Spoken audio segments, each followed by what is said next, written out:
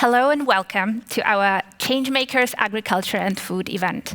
My name is Zosia Vanat and I am a reporter at POLITICO Europe in Brussels.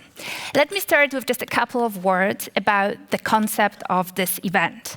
POLITICO launched the Changemakers series during the fall last year. It is a platform to exchange ideas and views, but also to examine policy issues of the upcoming and new legislation. This event, the POLITICO Agriculture and Food Changemakers edition, started earlier this year with two articles, Changemakers articles, in which my colleagues reported on 5 key changemakers, Commission officials, MEPs, national representatives, or other opinion influencers that are very likely to shape up the debate on the pesticide legislation and the Common Agricultural Policy reform. Two of our guests today, Commissioner Stella Kyriakides and MEP Herbert Dorfman, were profiled in these stories. And if you want to read more about them, you can still access those articles at politico.eu. We would like to thank our partner, the European Crop Protection Association, for making this virtual event possible. And of course, we would like to thank all of you, the viewers, for joining us today online. This event might be virtual, but we would like to welcome you to participate in it. So you can tweet about this. And our hashtag is #ChangemakersAgriFood, and also tag us at Events Politico. You can also ask questions via the Slido platform, and there are 2 ways of doing that. If you are watching us via the social media, Facebook or Twitter, you just go to the Slido website and then you ask your question with the hashtag #ChangemakersAgriFood. But if you're watching us via the event platform, then the Slido should be just embedded below the live stream, and you can ask your question there.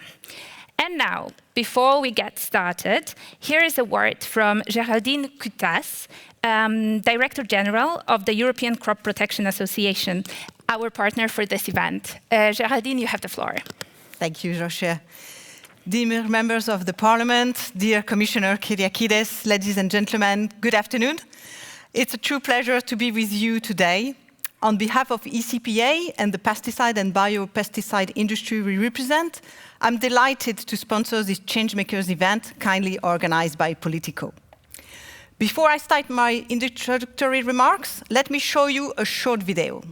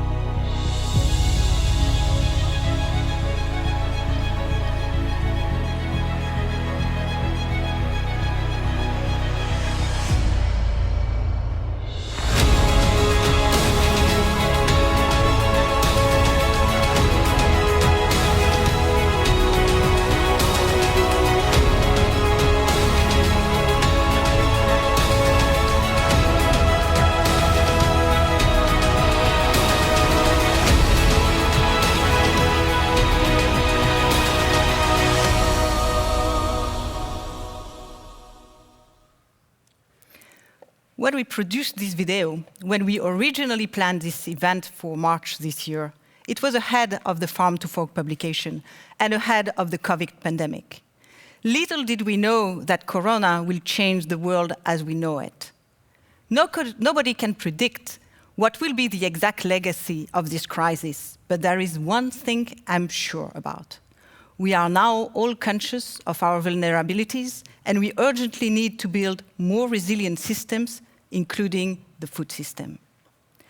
With the publication of the Green Deal and the Farm to Fork, the Commission has set an ambitious direction of travel, a direction of travel that our industry fully supports. You will tell me, what about the elephant in the room? What about the reduction targets for the use and risk of pesticides? The truth is, we are open to discuss reduction targets for the risk and reuse of pesticide as long as they are science-based. Before setting a number in stone, we need to measure the consequences that the combined effect of this target will have on our agricultural system, on the income of farmers, on food prices for consumers, and therefore on our food security. This is why we call on the Commission to perform a comprehensive and detailed impact assessment of the measures proposed. Not an impact assessment per legislative proposal, but an impact assessment of all the combined measures. Only when looking at it in a combined way can we really look at viable solutions to continue to produce enough food sustainably. For us, the main point is, Farm to Fork has to support innovative solutions, give farmers the broadband network they need to deploy digital solutions to apply less pesticides, accelerate the approval of biopesticides, explore the options of plant breeding. I'm sure you all heard that 2 women scientists who developed the gene editing technology CRISPR-Cas has received a Nobel Prize for this discovery. Green Deal makes a clear call for innovation in order for industries to become global green leaders. As an industry rooted in science and driven by innovation, we are ready to play our part. In fact, we recently published a series of 6 industry commitments clustered into 3 different areas: innovation, circular economy, and protecting people and the environment. Among them, we have a 14 billion euros investment in innovative and greener technologies, a commitment to ramp up the collection of empty pesticide containers, plus training and giving access to new equipment technologies to farmers that will reduce even more the risk for the environment and for themselves. This commitment will guide the action of our industry for the next 10 years and contribute to the goals of the Green Deal. We are convinced that a more sustainable agriculture is one that makes the best use of innovative technology. Let's have a look at history and the leaps that have already made. 6 decades ago, farmers needed to use up to 2,400 grams of active herbicide ingredients to protect a single hectare of cropland. Thanks to innovation, the average use rate of active ingredient per hectare for herbicide has dropped by 97%. This means that on average, today, 75 grams of herbicide active substance is required to protect 1 hectare. This is what I call a reduction. It doesn't mean that our work has finished. On the contrary, it's an incentive to do more. As part of our commitments, we will invest 10 billion euros in digital and precision agriculture because it will allow farmers to apply only the quantity needed, when it is needed, and where it is needed. It will also help enforcing compliance.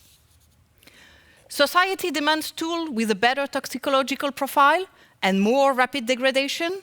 This is why our industry will tap into nature and invest 4 billion euros in biopesticides. But we need to watch out. None of these solutions are a silver bullet, and we need complementary solutions.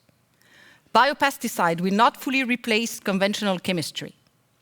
Biopesticides are much more targeted in terms of pests and crops, and we don't have efficient solutions yet based on nature for all the challenges that our farmers are confronted with. Whether we like it or not, pests and disease are here to stay and will also likely increase as a result of climate change pressure. When you boil it down, as my mother might say, what's left is this. We must help farmers meet consumer demands while protecting and using less of our virtual natural resources. We must do more with less, more targeted ways of protecting crops with less inputs. and we are ready to play our part.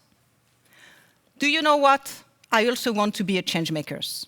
I'm quite new to this industry I represent, but I'm struck by our member awareness and commitment, both corporately, but also individually. Like you, we have friends and families who care deeply about the environment, biodiversity, and how the food they eat is produced. Like you, we are concerned with facing up the climate emergency and helping to protect and preserve our beautiful and diverse natural environment for the generations to follow. Like you, we want to be the heroes of the pace, the ones who will contribute to a more sustainable future. Which is why we commit to continue striving to do more with less. Commissioner, you can be sure that we will provide all the assistance we can to help you to make the Green Deal a success. All that we ask is for your help in laying out a pragmatic, science-based policy framework that allows us to play the greatest part we can in making meaningful change a reality.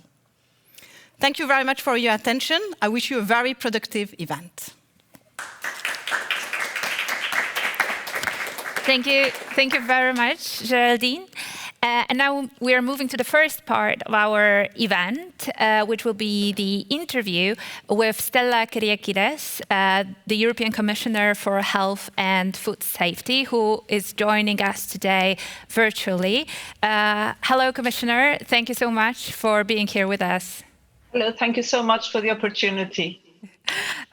So before we kick off with the agricultural discussion to discuss pesticides and other things and farm to fork, I would like to ask you about the other issue, which is probably on the minds of all of us here today, the coronavirus. Commissioner, you've been on the front line of the pandemic since the beginning of the year. During the summer, we might have thought that the biggest epidemiological danger is already over, but the recent weeks have proved us wrong, haven't they? We're seeing the growing number of cases, the growing numbers of deaths across the continent.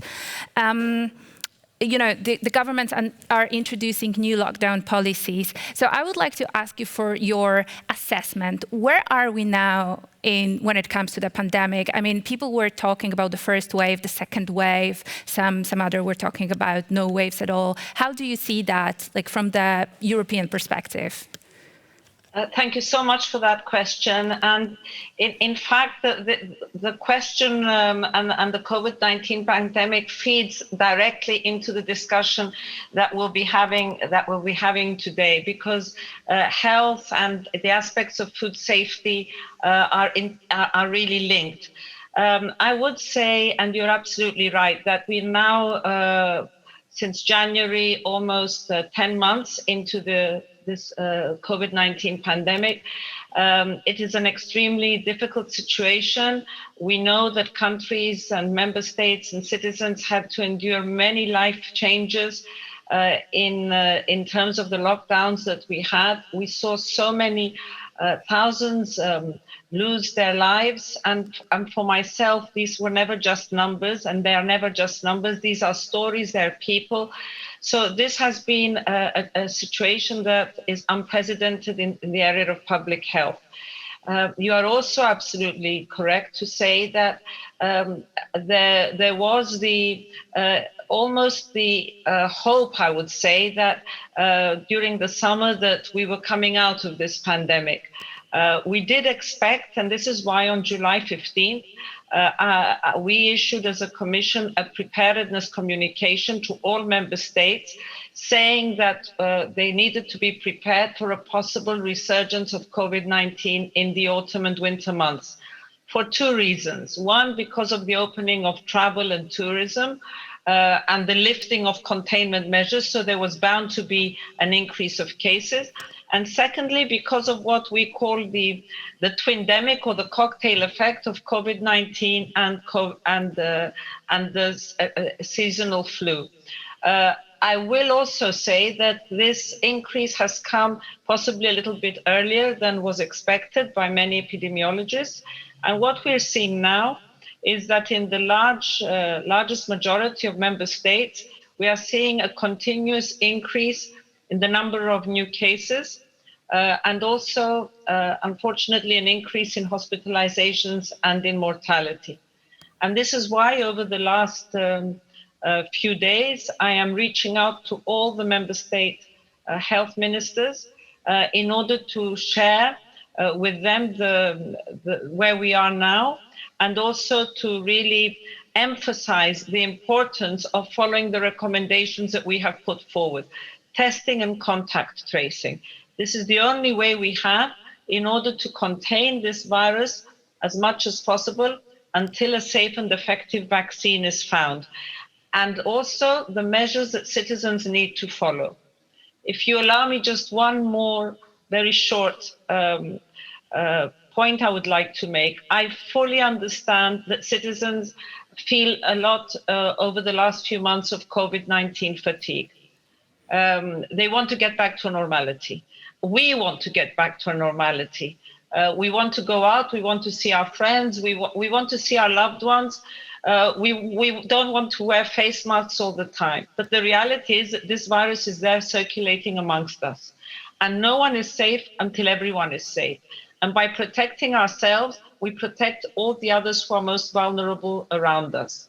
So in using this opportunity, I have a call especially to the younger age groups, because what we're seeing now is COVID-19 in increased numbers in the younger age groups, that we need to go on keeping these measures of personal hygiene, of social distancing, of wearing masks until we are able to have a safe and effective vaccine. And the European Commission is leaving no stone unturned to get there as soon as possible, and safe and effective therapeutics. We're at a crucial point in this pandemic, and it's very important that we all are aware of this and undertake our own personal responsibility as well, knowing how difficult this is. The Commission is continuously leaving really no stone unturned in every direction, with recommendations, speaking with all the health ministers, ensuring that we have joint procurements for therapeutics, for personal protective equipment, with the European vaccine strategy. We are going to be able to deal with this, and we're going to get out of this pandemic. But until then, we have to learn to live with this new normality. Thank you.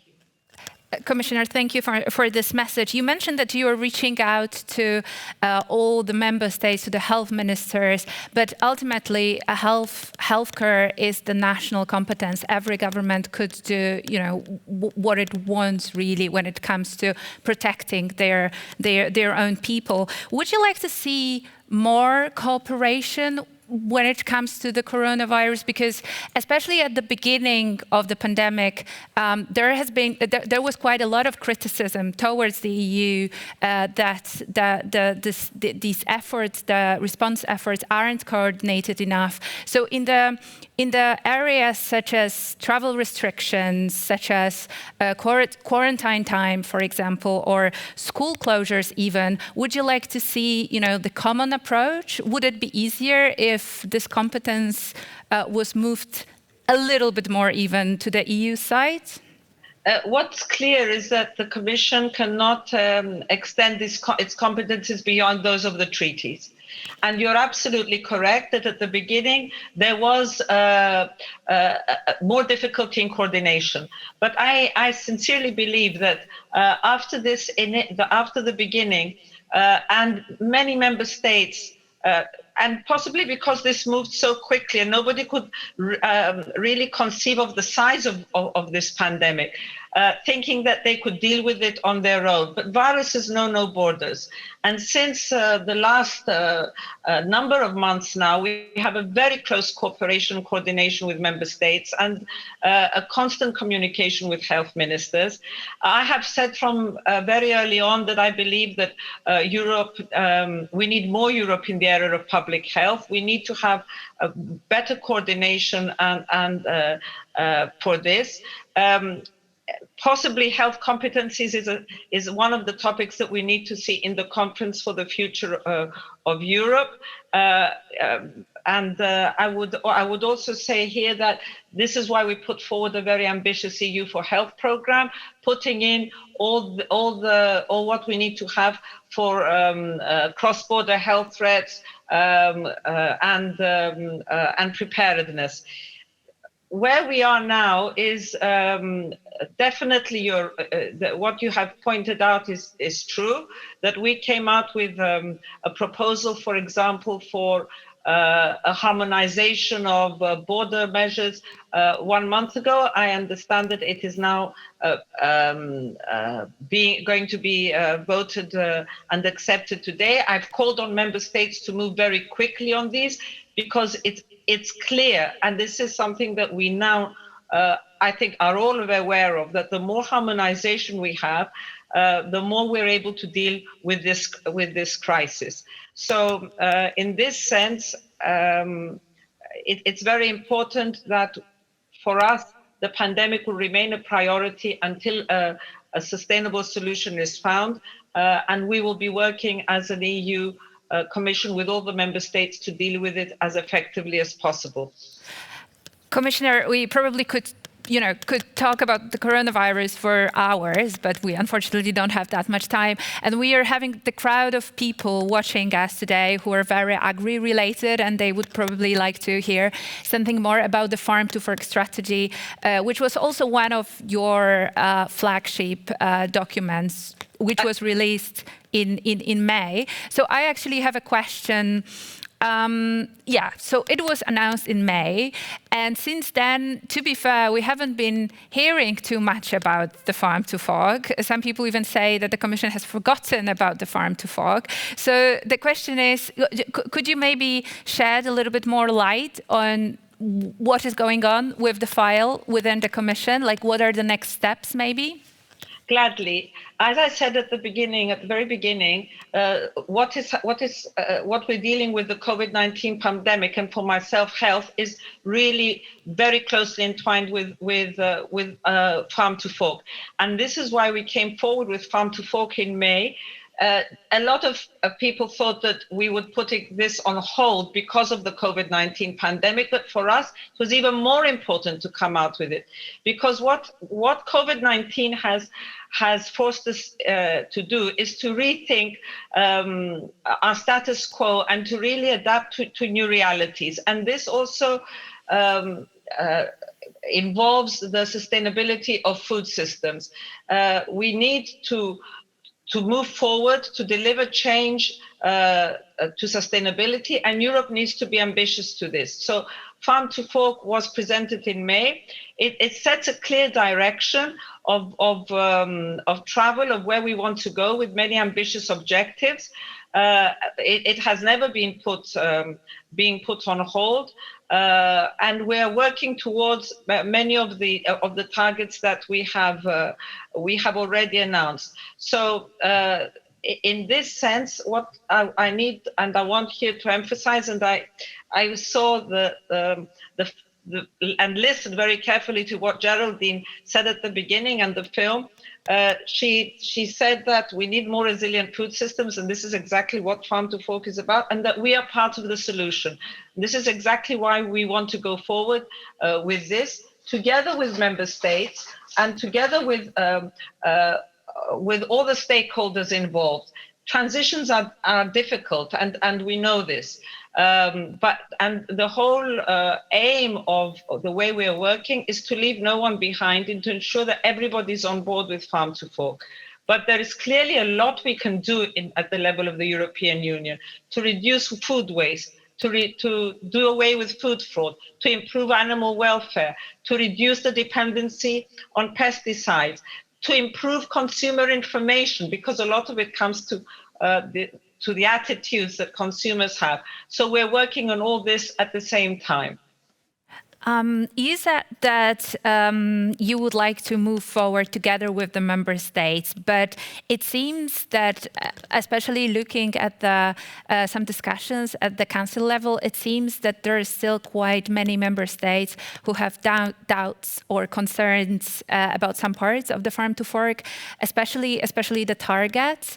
Farm to Fork is still the communication; it hasn't been legislated yet, yes. and member states say that this is not binding and they're not really going to follow that. We as Politico, we reported on the letters you sent to the member states where you said that you could even bring them to court if they don't comply with some of the targets. Is it how you're planning to bring them on board, or do you have more strategies? First of all, I'm not a politician who believes that the way forward is to take actions like taking member states to court. I believe that one needs to work through consensus as much as possible, and really everybody, I think, is on the same side, and it is up to us to show that we have the scientific basis and the political will to deliver a very ambitious strategy. And I can understand that there are concerns. The targets we have set are a clear sign of our level of ambition.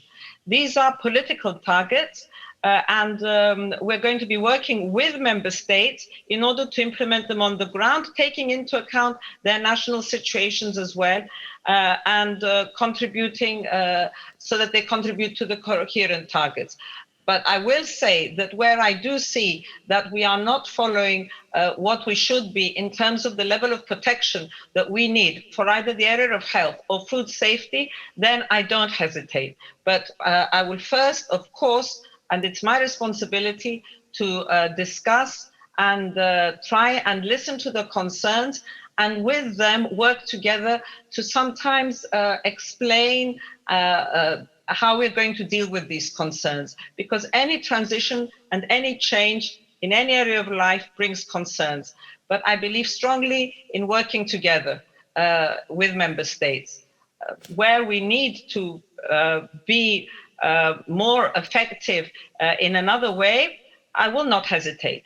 But that is not my first option in any of the areas that I'm managing in my portfolio. Okay, some are probably relieved right now after hearing this. Commissioner, the Farm to Fork strategy is probably the first strategy that is looking on the whole food supply chain, also the consumers, also the diets. And one of the main recommendations of the Farm to Fork is to move towards the more plant-based diet to reduce the meat consumption.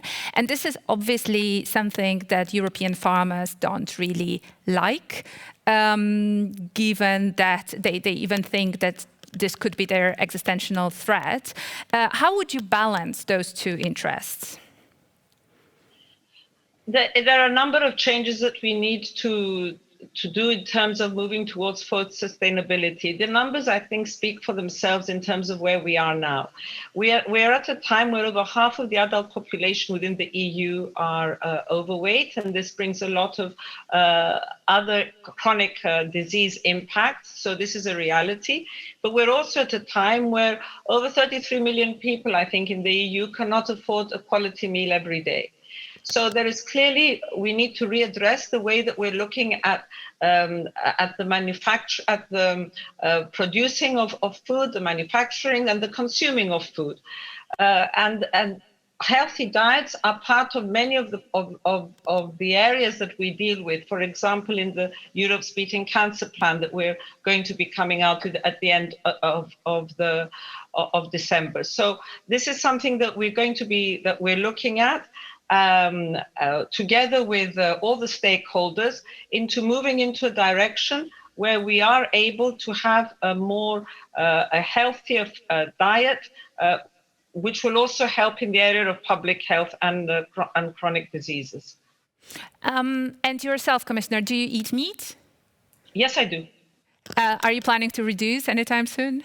I'm not a great meat eater. I have reduced over the years, but I'm not, I believe I have a reasonably balanced diet. And if you were to choose like your favorite meal, your favorite food, which would be both sustainable, environmentally sustainable and healthy, so like the perfect farm to fork food, what would it be? Well, I come from a very Mediterranean country, so I by nature I follow quite a Mediterranean diet in terms of fruit and salads. So I'm that basically is my what I would say I have grown up with. Okay, you mentioned the Mediterranean diet. There are several countries, and it's also about the farm to fork, the labeling aspect of the farm to fork. There are several countries right now who say that mandatory front of pack labeling, something that the farm to fork is planning to implement in some time, could threat the Mediterranean diet. As a Cypriot yourself, what do you think about this? As a health commissioner, health and food safety commissioner, irrespective of where I come from, I understand the concerns. And in Farm to Fork, we have said that we're going to move towards mandatory front of pack labeling. The reason is because we believe, and I think that everybody would agree, that consumers need to have easy access information when they're buying food. Now, I'm very aware that there has been a number of concerns, and this was discussed in the last Agri Council by some member states in terms of which system we use. And we have said that we're carrying out an impact assessment of the different systems that are available before we come out and propose which system of front of pack labeling is going to be adopted. So in principle, we believe that it is a necessary step to give consumers correct choice, but in action, we are going to be carrying out an impact assessment before deciding which system we come forward with. And coming forward with that, because this was mentioned also by Geraldine, we will be carrying out impact assessments at the individual level for most of our actions before we go forward, because I think this is a responsibility that we need to adhere to. Mm-hmm. I'm happy to say that we are having one question on our Slido channel. A COVID parallel pandemic is happening in the plant world. Phytophthora is weakening havoc and decimating crops.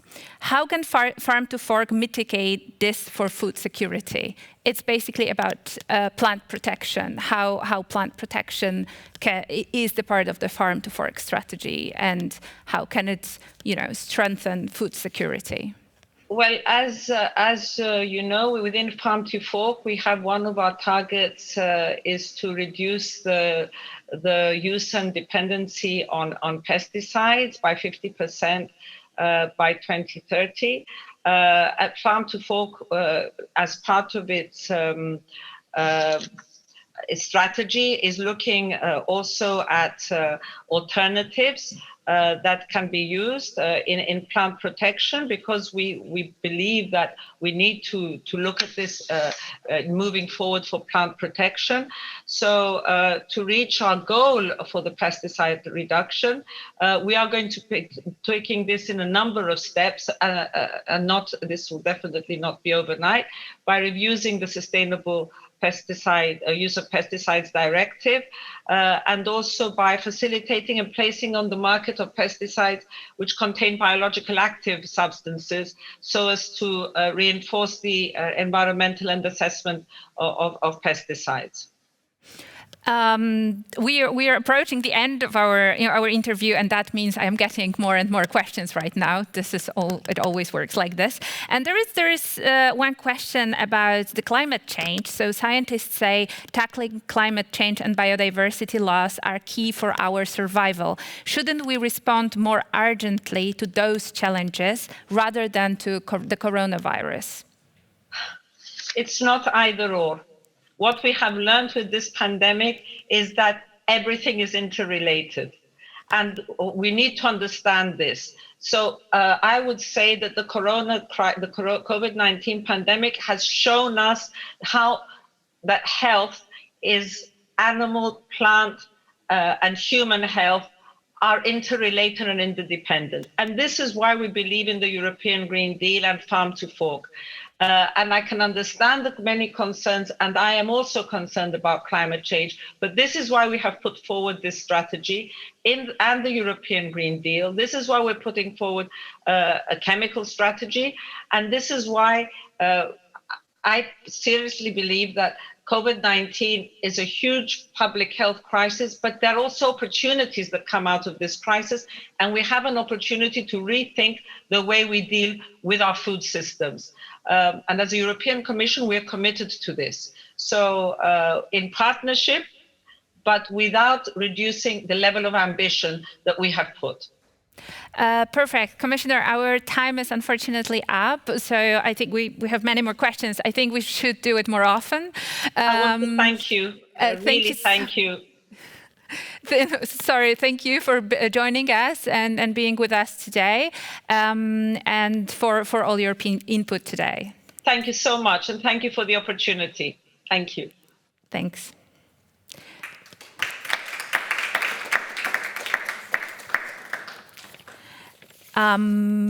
The interview, as I said, is unfortunately over, but please stay tuned as we are moving to the second part of our event, which is the panel debate on the Farm to Fork. And I hope our guests will reflect a little bit on what the Commissioner has just said. I am joined today by our great panelists, Mr. Herbert Dorfman, an Italian member of the European Parliament from the EPP group, also the member of the Agri Committee who is working a lot on the Farm to Fork strategy in the European Parliament.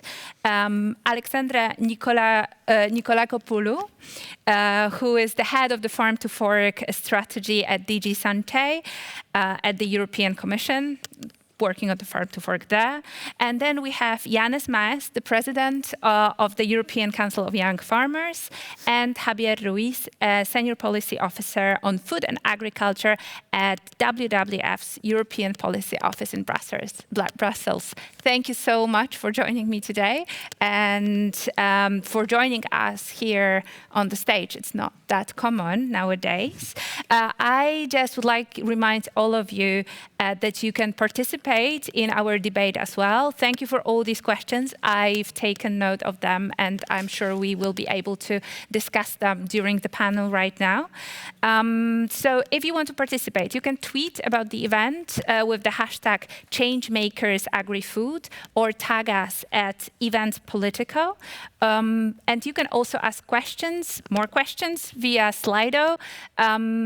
You can either do it on Slido website, or if you're watching us via the events platform, then you should have the window embedded below the live stream. But that would be enough when it comes to the logistics, and we can move now to the actual debate on the Farm to Fork. So we've just heard the Commissioner Kyriakides saying that she would like to take all member states and all stakeholders with her in this journey to implement Farm to Fork and to make Farm to Fork real.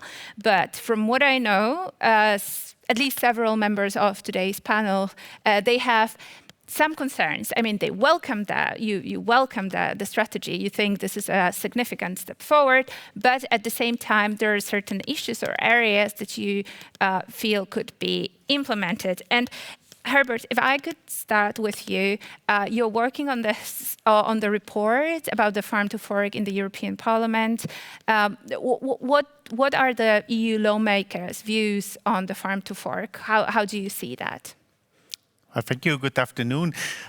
First of all, as the Commissioner before said, she wants to bring on board everybody. Well, I need to be very clear. It's not up to the Commission to define targets or do something like this. The Commission in our system has the opportunity or the responsibility to propose something, but then there are lawmakers, and the lawmakers have to decide about the strategy. Otherwise, it would be too easy if somebody in the Commission can simply write a document and this then becomes like a law. It doesn't work like this. So before we speak to bring people to the court, or we need to define what the lawmaker thinks about the strategy, and this we will do in the next years, because there is for now we in the Parliament as the Council will define its position on the strategy, and then there will be a sequence of laws, regulations, directive, whatever, delegated acts, which bring the content of the strategy on board. And this is the important, and only afterwards we can speak about bringing somebody to the court. That's just to make it clear what is the legal environment. Let's put this like this. Well, I personally think the idea to see agriculture policy in a wider perspective and say, let's start from the farm and go to the fork, so go to the consumer. I think this is the right approach, because it's clear that food making now, it's much more than farming. It's transforming, it's selling, it's computer choices. Unfortunately, if I look at the strategy itself, all the targets where the strategy becomes real, tries to be binding, is 99% on the farm side. I didn't see a lot on the fork side. Maybe on the food waste, but all the food waste is all over the chain. But for the rest, all the targets are farming targets. And I think if we really want to change the system, to become change maker, we need to change the consumer, because the consumer is the real change maker. Because I think we speak a lot about healthy food, but what is healthy food? Do we really think that a consumer who goes to the supermarket today does not find healthy food? He never before in Europe found healthier food than today. But he very often makes choices which are not healthy. This is true. And we have to admit that we have a problem in obesity and in unbalanced food. But this is up to the consumer to change this. And I would not agree with you said before the farmers, but maybe Jans can be more precise. I think farmers don't have a problem to produce less meat. Mm-hmm. That's not the question. Farmers easily can produce less meat if the consumer buys less meat. If the consumer tomorrow buys herbs or soya, the farmers will produce herbs or soya. The farmers are not relying on meat production. So I think we need to see this as a whole chain. And I see very often in the food chain that consumers are asking for very nice things. They want more local products, less pesticides, so-called healthier food. And nobody really says what is healthier food, but they want healthier food. At the end, a lot of them, not all, unfortunately, the portion of consumers who make their own decisions which are going in the right direction, I think is becoming bigger. But we have still a very, very, very big portion of consumers who tell that they want everything better, but they are not willing to pay more. And once they go to the supermarket, they enter thinking that they want to have all healthy decisions, and once you say them going out with their shopping bag, the decision is not that healthy as they said when they entered the shop. And there I think this would be the real challenge at the consumer level. And this honestly in the strategy I don't see a real approach how to work on this. Thank you. Can I just, before we move on a little bit with the discussion, this report that the lawmakers are writing about farm to fork, will we find what you've just said in that report? Any other points that you think we will see in there? Yeah, I think I think first of all, we'll have a positive approach to this strategy. So at least my political group, myself, we welcome the strategy. We think there are a lot of interesting things.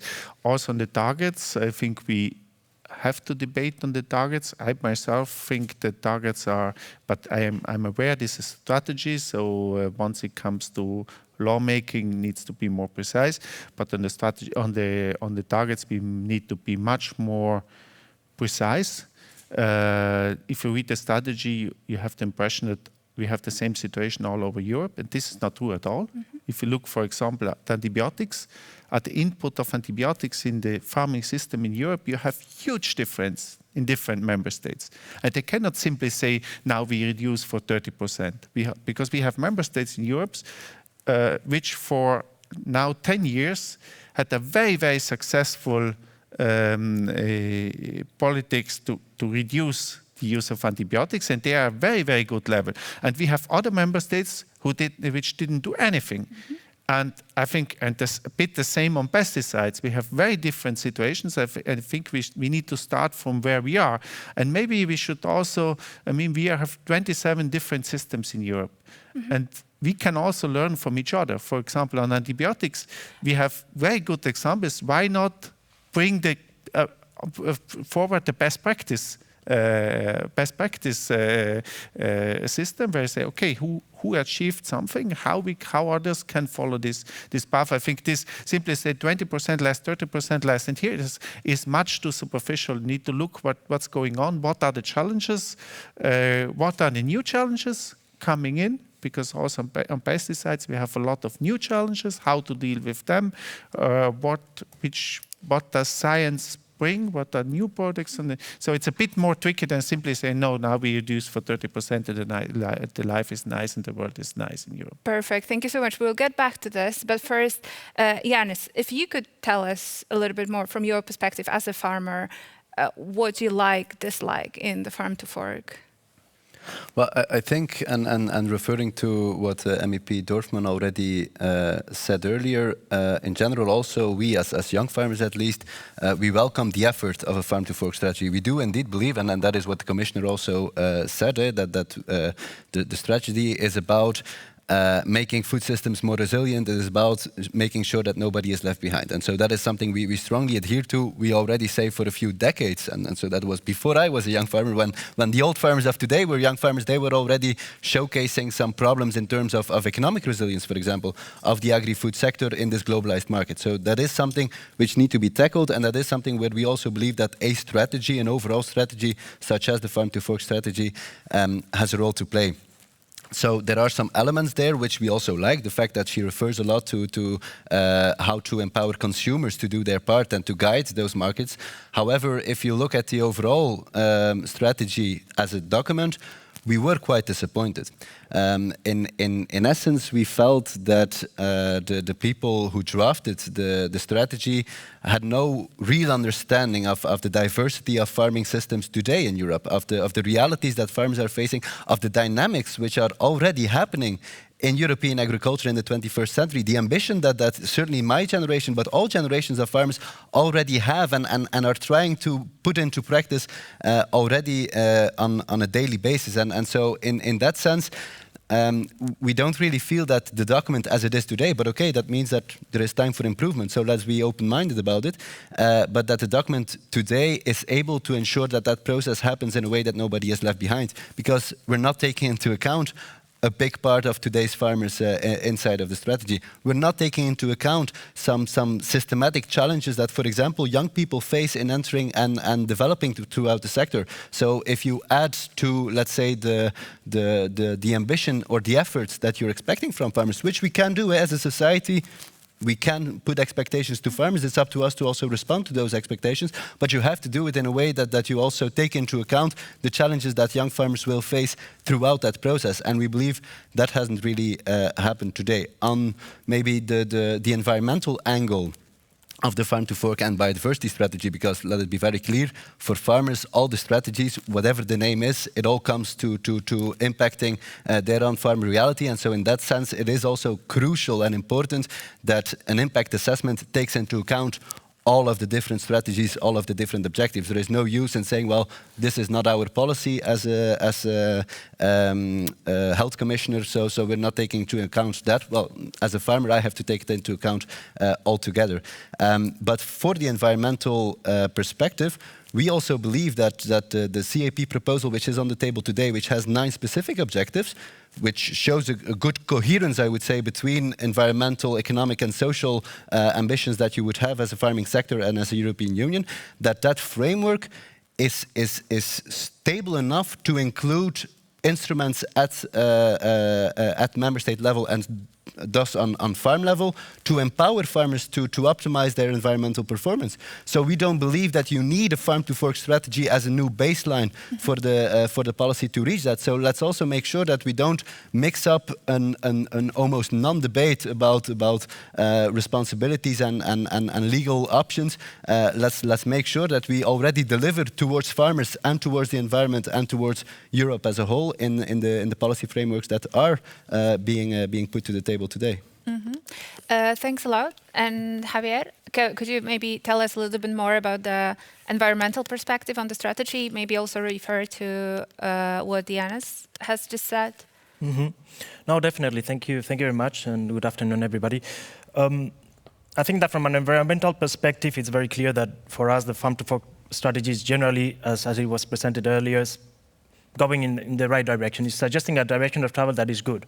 But that doesn't mean, of course, that by publishing the strategy on the 20th of May this year, that the work is done. I mean, it's quite the contrary. The work is just starting now. And the question is how we're going to be able to work together and work also with different stakeholders to go generally in that direction. And there will be multiple stages and multiple elements to bring together to be able to move in that direction and to do that successfully. There has been a lot of talk about targets, and I think it's a very relevant element because the targets kind of in a way, they're a bit like lighthouses in a way, or they're really telling you where you want to go. And that's why I think Mr. Dorfman also presented earlier as the strategy lacking a little bit more ambition on the fork side, because what are the targets on the fork side? And there could have been targets on the fork side, and maybe later we can hear about that. But for example, there could have been a target saying European citizens on average should be eating 500 grams of fruits and vegetables, which is something that is the recommendation from a health perspective. So why is not that a target that we are aiming for? Or why are we not aiming to, for example, reduce obesity by 20 or 30% in the EU? We just heard from the commissioner also, this is a huge challenge. 50% of the EU adult population is overweight. We need to do something about it. But this is almost talking only about health. And there maybe, I think I would also agree with what was said earlier, that on the fork side we have been a little bit weak, and that gives a little of a sense of lack of direction in what needs to happen on the fork side. But that's in a way, okay, we can, I think reacting also to what Diana said earlier, we need to work on certain aspects that are weaker. I mean, there's certain that it's not a perfect combination of everything in this strategy. But I think what's clear for us is that also on certain of the targets that are also announced there, we are not asking for something that is completely new in the global perspective. For example, the target on food waste is exactly the same target we agreed on the SDGs. The target on the nitrogen is exactly the same target that the UNECE is now wanting to do for the whole of the European Eurasian region. The target on landscape features on agricultural land, it's a target that has been assessed by scientists a number of times, and there we are actually assessed and identified as a key target to achieve what's needed in terms of biodiversity. Then we need to see how we do that, or where do we prioritize, how do we reward, and that's a debate we need to still have. But I think that we cannot just there's many elements out there suggesting that roughly this is the kind of direction of travel that we need to get on with. And I think that just maybe to add one additional element on this topic, we just published last week as WWF a report on actually the diet. And we've launched a new platform that is called not plant-based diet, but planet-based diets, that looks at what's needed also in terms of consumption, in terms of diets that we want to have to be able to live within planetary boundaries. I really invite you to have a look, but some of the numbers there are quite striking, for example. One of them says that if we are maintaining the status quo in terms of production, waste, and consumption that we have now, and we want to remain within planetary boundaries, that means we can only feed 3.4 billion people on this planet, and we are already 7.8. The assessment also shows, analyzing existing evidence, that if we do manage to change production, reduce waste, improve the way we are consuming food, we could be able to feed up to 10 billion people. That's a huge change. I mean, there's a lot to be done. And I know there's plenty of the elements that will need to be discussed in detail. But that gives a clear signal also that things need to improve and that we need to do more to be really what we want to be is really sustainable. And in the case of Europe, I would say sustainability leaders also in the world. Thank you very much. And now, Alexandra, I suppose you would like to respond to at least some of these concerns, especially probably on the fork side of the farm to fork, because I know that you've been working quite a lot on that. Yes, thank you. Thank you very much. And good afternoon, everyone. I would like to say that first of all, it was a very good introduction to remind that the Commission is proposing a strategy that would like and hopes that this will become the EU strategy. That means that we are really counting on the support of the European Parliament and of the Member States. And this is very important in order to be able also to take on board third countries. So this is a very important part of the strategy, the international dimension. Secondly, I would like to say also that the novelty of the strategy, because individually the different sections of the strategy, I think the measures which are proposed, the relationship, the cause-effect relationship of the measure and the impact is not new to us. And many of the actors, farmers, business, they have already started this transition to sustainability by taking individual initiatives and making different efforts. And this is something which is recognized in the strategy. And we consider also that farmers and food business, they are all part of the solution and not of the problem. The novelty of the strategy is that we are looking this from a food system perspective. And very much centered on the consumer side and the food supply chain. It's true that in terms of quantitative targets, we only see explicitly mentioned quantitative targets at farm level. But this does not mean that there are not targets, objectives, which concern the fork side. First of all, also, I would like to say that there is in the strategy an overall objective, which is to reduce the environmental footprint of the entire food system. So this is a goal. Then we are also discussing about reversing the rise in obesity. It's true that, it's not a quantitative. We do not have quantified this target. But this does not mean that the objective is not there. And more specifically, it does not mean that the measures are not there, because we are proposing a set of measures which concern both the consumer choice, but also we nudge the consumers towards a more sustainable behavior and sustainable eating through different means. So it's not only labeling, because people, they are mentioning very often labeling. Labeling is just one part of the measures, but there is a set of proposals which are there to create what we call enable a favorable food environment, which makes the sustainable choice, the easy choice, and the affordable choice. Talking about affordable, I would like to say something about prices, which is indeed a problem. The question of price, I think, is one of the most difficult questions that we have in the strategy, for which maybe there is not an immediate short-term solution, because logically one could say, I'm not an economist, but the common logic says that when you strengthen and enhance the sustainability requirements, it will somehow lead to an increase of the final product. The question is how we can absorb these costs. We are talking about also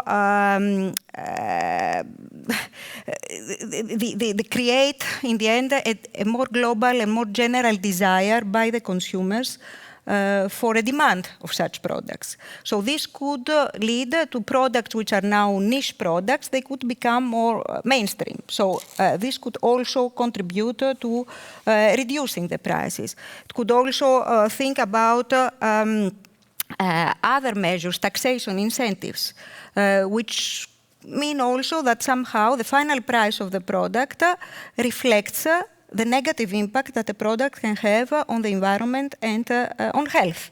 So I think that all these are important questions that they are not all resolved, but we need to work all together in the context of the implementation of the strategy. Thank you very much, Alexandra. Does anyone would like to respond briefly to what Alexandra said? Yanis? Well, maybe on the way that the objectives are meant to come into force, we would have applauded, and I really hope that the different institutions working on this strategy will take that approach from now on the example of organic. Organic was put there as a big objective, okay, this is the percentage we need across Europe. Well, we would have applauded if the strategy would have said, okay, farmers need to be able to, much faster than today, enable themselves to react to a changing consumer demand towards organic, which we are expecting to see in the coming years, and which we might, from the Commission's perspective, even try to increase across the coming years. Well, that's a good way, because then you really let the market draw the food chain forward and make sure that farmers can follow that. But now the approach has been the complete opposite. And so the first phone call that I got after the release of the Farm to Fork was from an organic wine producer in the south of France, because those are the ones who are worried with such an objectives. The second phone call was from our Austrian members, the one country where organic production is quite high already, because they are the ones worried. So let's make sure that we don't start the process by trying to push a chain. You can't push a chain. If you want to move a chain, you have to pull it. That's pure physics. Just, I know that Herbert wants to add something, so I will get back to you. Yeah, just one thought about pricing. Do we really need to absorb all higher costs with, let's say, taxation or something? I think we need also to tell to the consumer, if there is a higher quality, there might be a higher price. And I understand that we have different types of consumers in Europe, and not everybody can go to the supermarket and buy the most expensive things because he likes it. We have consumers who need to look at their wallet once they go to the supermarket. But the other way around, I think this idea, which I strongly oppose, this sentence in the strategy where it says the price needs to remain low. Are we not convinced that on some products we have today too low prices, and that we can change towards a more balanced diet, also changing some prices? I always make an example which might be superficial, but say, do we really need to eat in Europe more chicken than apples? Is this balanced? Or would it be wise to say at least chicken costs, if chicken would not cost less than apples, maybe people eat a bit more apples? So do we really say, okay, we need everything prices like now, but we need to go for more balance? I'm not sure on this. I think we need to look also on prices, because farmers, and I completely agree with Yanis, they want to change, but they need to be rewarded, and they do not have a lot of possibility to do more for less, because the margin is not that high at the farms. Alexandra, would you like to respond to both? Yes, I would like to react on the intervention about the organic. I think, as you know, the Commission will come up with an action plan on organic. One of the aim of this action plan will be indeed to stimulate the demand. So it's really the strategy behind is to increase demand of organic. And now this is linked again to the prices. I think the strategy does not say that sustainable food should be cheap. They should be affordable. I think there is a difference between the cheap and affordable, because the idea is to create a massive demand and a massive shift to sustainable diets. So you cannot create a massive shift to sustainable diets if this sustainable diet remains only for an elite or for a part of consumers. And this is something on which we really need to work in order to avoid that we create niche sustainable markets. Thank you. I know, Alexandra, that you've said that labeling is just one issue in the on the fork side of the strategy, one of the tool, one of the incentives. But well, there has been quite a lot of controversy around many types of labeling which are foreseen by the farm to fork strategy, and this is also reflected by our questions today. Many of them are about labeling, and well, at least 3 here, I'm not going to read out all of them, but at least 3 here are about the vote which is going to happen in the European Parliament in 2 weeks. This is the vote about on the amendments which could effectively ban the names such as veggie burger or vegan sausage. These are some amendments in the package of the Common Agricultural Policy to be voted in the next plenary. And here, given that the farm to fork strategy says explicitly that Europeans should move a little bit more towards plant-based diets, and now we're sort of there is this initiative to introduce such a ban. It was already introduced in some of the EU countries. Don't you see it as contradictory? How do you think this vote will go, Herbert? And what do you think about these amendments in general? Well, we have a compromise on this, and I think it's quite a good compromise. First of all, I think who is going to buy a burger doesn't make a wrong choice, that doesn't buy a vegan burger, and in reality he wanted to buy another one, so it's quite a voluntary decision. If he wants to buy a vegan one, he buys a vegan burger, and he wants to buy a normal one, he buys a normal one.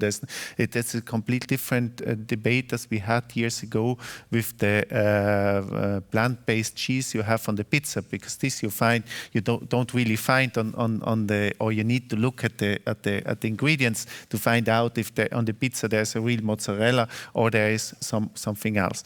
We have I personally think the vegan burger is fine. I think that the vegan T-bone is not fine, because the vegan T-bone, or the word T-bone, is clearly linked with meat and should remain for meat. Burger is a general approach, a general, let's say, denomination, and doesn't lead, I think, to a danger to mix one with the other. And in this direction goes the compromise. Yanis, would you like to add something? Well, also in a personal capacity, I tend to agree with what Mr. Dorfman said, is that well, some names have a connotation of a preparation rather than a kind itself. I also think that an idea like vegetarian chicken is too crazy to put into terms, so that there is a stop there. Now, something that in that debate I would like to clarify, because it is framed a bit as the livestock producers and the meat industry who is massively against this, which is probably true. I'm a livestock producer myself. I don't necessarily like it, but the main concern comes from my colleagues who produce nuts, who produce grains, who produce vegetables, who produce fruits, who all of a sudden feel that they can't address the pride in their production towards the consumer, because all of a sudden they are just a ball within the game of big multinationals, their marketing. And so it is a big concern from our non-livestock producers to ensure that they can also ensure that there is a clear communication between them and the consumer about what they are producing. And so they would be very proud to sell nut burgers, or to sell soya drinks instead of soya milk. No, they're happy to showcase the pride of their produce as well. That's very interesting. Alexandra or Javier, would you like to add something to that? Yeah, I'm happy to. Happy to come in. I think it has become kind of a very symbolic fight, which I think that when you look at in real terms what the impact would be for informed consumers is minimal, but it becomes kind of a fight maybe between business interests, market shares, etc., which I don't think is important. But I think it can bridge quite nicely to a topic. And when you mentioned, I think that everybody would agree that when you go to a supermarket and you have, for example, meat hamburgers are available there, and you have a separate line with vegan or other alternative hamburgers just next to it, and it's clearly identified, whatever, I mean, the consumer can make a choice. And that's what we are talking when actually with Alexandra was saying earlier, when we are talking about the food environment and what are the options available there. That would be one example of things that need to change a little bit more. I don't know in your experience, but at least in mine, that kind of choice is not so frequent.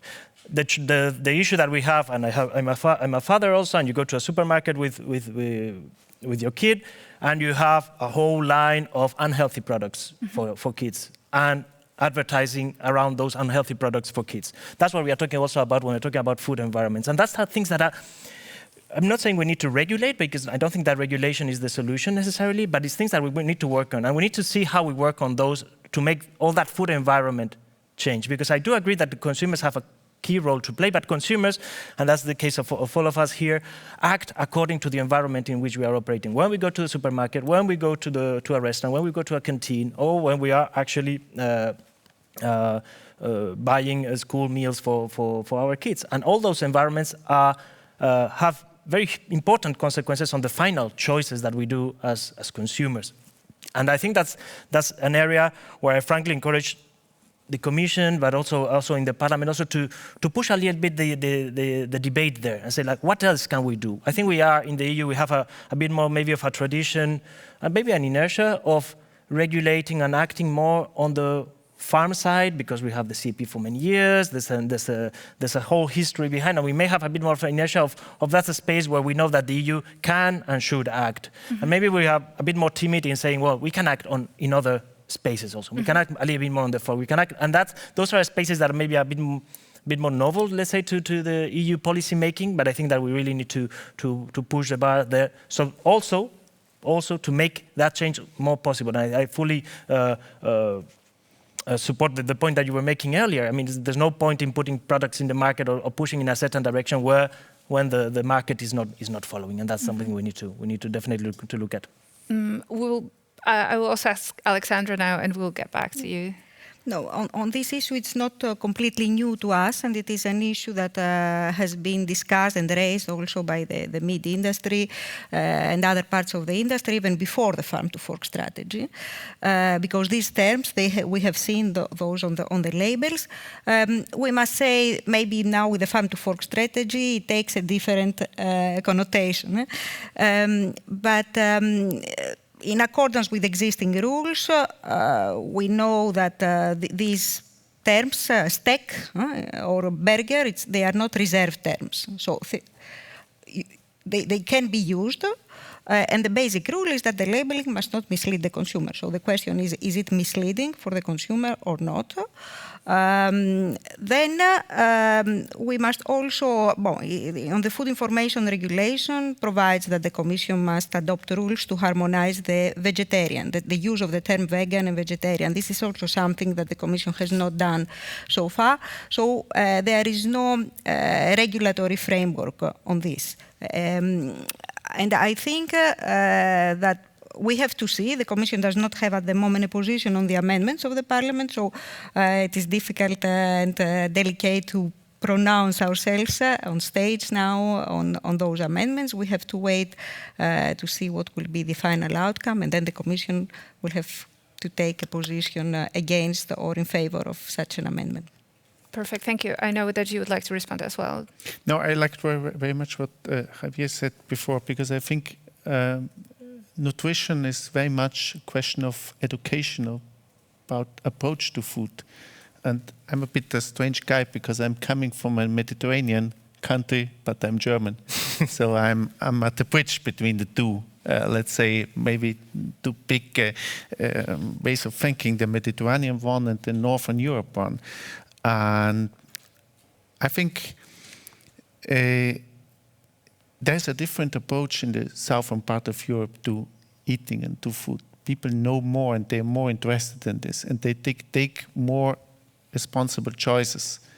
They have a better approach to a balanced food. And I'm also convinced if you go today to the supermarket, as you said, to go into this environment, which may be very much unbalanced to make you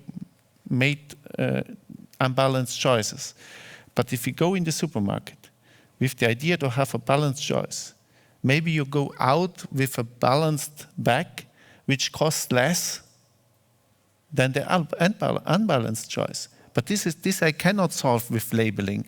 Labeling is only a question of information. The consumer needs to know how to act. And this is a question of education, and I think we need to work on this also in Europe, beginning from the schools. I think it would be proper to start in the schools to tell the kids what means food, what means nutrition, what means balanced food. And because we are very often very much too superficial, saying fat is bad and sugar is bad. That's all a question of balance. And I see that a lot of people, especially in the northern part of Europe today, really, or they are not interested, or they don't know the things. And this is maybe the biggest challenge. And I think we need to address this also in the farm to fork strategy on the fork side. Mm-hmm. If we could move a little bit to another topic, still in the area of the farm to fork, because we're getting quite a lot of questions on that as well, and it's about the trade deals. So basically the question, very simply put, the question is how the Commission is planning to make sure that all those ambitious targets and all those ambition from the farm to fork is maintained in the trade deals and in trade relations. So maybe I will let Alexandra answer to that, and then if you have thoughts, of course, we're happy to hear them. Just please mind the time because we're approaching the end of the panel. Yes, thank you very much. As I said at the beginning, the international part of the strategy is very important. It's very important if we want to also to get the food chain, the EU food chain on board, and the farmers. There is the question of unfair competition. And there is also a question, after all, that has to do with the fact that this problem is not only EU problem. So we are talking about a globalized problem. The climate change, environmental pollution, the extinction of pollinators, they are not only EU problems. So here the EU takes a proactive and leadership approach. How do we do it? The idea is not certainly to create a fortress EU to close the borders, although the ambition is high, and there is a very clear sentence in the Green Deal also in that the EU will not import products which do not respect the EU environmental standards. So how do we do it? I think there is a lot about what we call green diplomacy. So we would like to convince third countries to uptake also and to follow us on this journey to sustainability. Trade agreements, bilateral trade agreements. So we are working also hard already on bilateral level with countries which are also a little bit have the same mindset, starting from the beginning to include sustainability chapters in the bilateral agreements.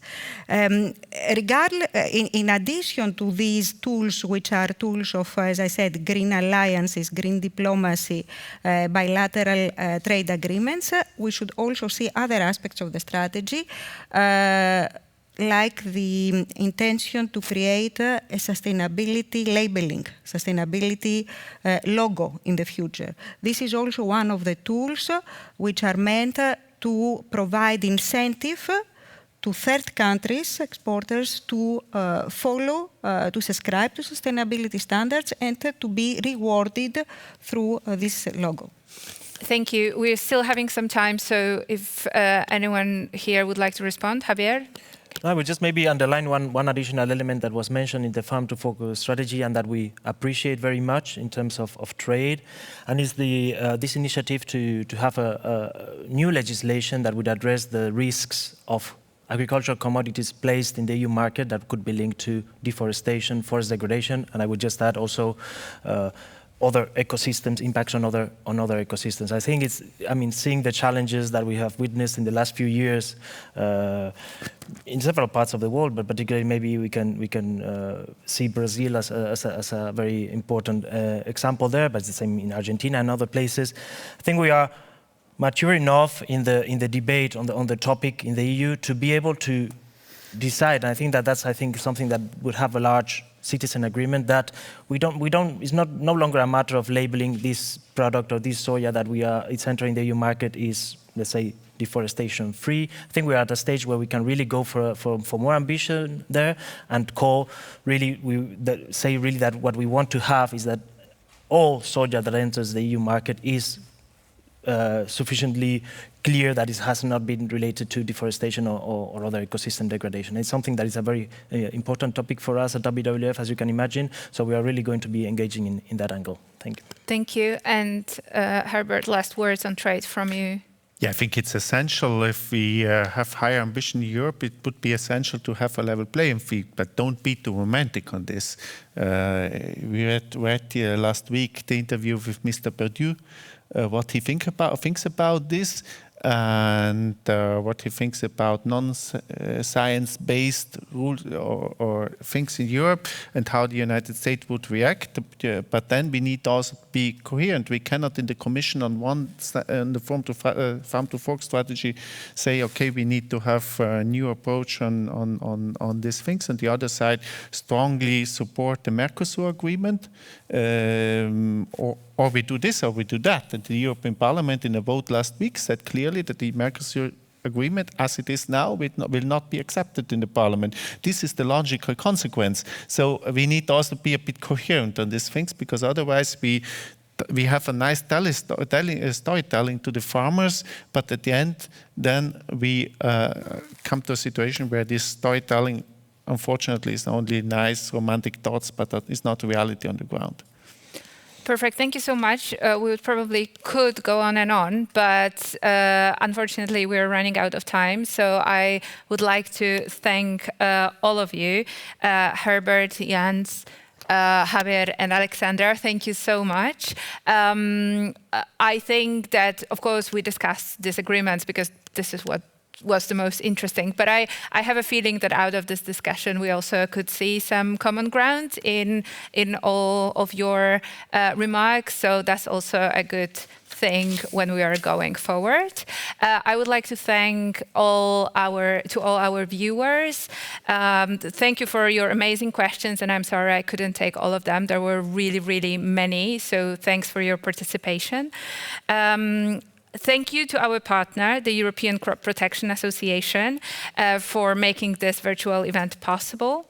Remember to send us your feedback. Please feel free to send it to events@politico.eu. We really need your feedback because we are not slowing down. We will continue to host more virtual events in the future. We will have newsmaker interviews, panel discussions in the coming weeks, and you can check out yourself what's of interest to you at politico.eu/events/future events. Thank you very much again, and have a very good afternoon.